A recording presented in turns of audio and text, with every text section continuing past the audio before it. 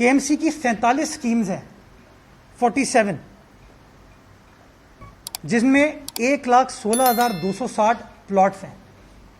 ये देखेंगे आप, 47 स्कीमें हैं, 1,16,260 प्लॉट्स हैं। इसमें टोटल जमीन वो 2,97,92,873 स्क्वायर यार्ड्स है, यानी कि 29.7 मिलियन जमीन केएमसी की है। वो केएमसी इसको कहते हैं वसाइल नहीं है।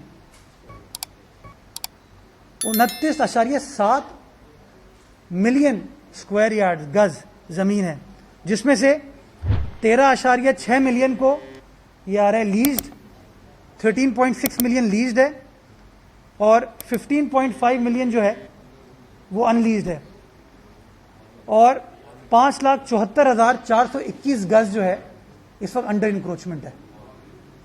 इससे पहले हमारे पास जो भी मेयर आता, जो भी आता, किसी भी सियासी जमात का होता, वो ह्यूमन इंटेलिजेंस के ऊपर डिपेंडेंट होता कि जी मुझे कोई बंदा आके इंफॉर्मेशन दे दे। आज सारे कराची के पास ये इंफॉर्मेशन अवेलेबल है कि क्या असासा है, क्या असासा नहीं है। केएमसी के कराची शहर में 11 पेट्रोल पंप्स हैं, 11 पेट्रोल पंप्स हैं कराची शहर में, जो कि बल्दिया उज़्मा कराची की मिल्कियत है।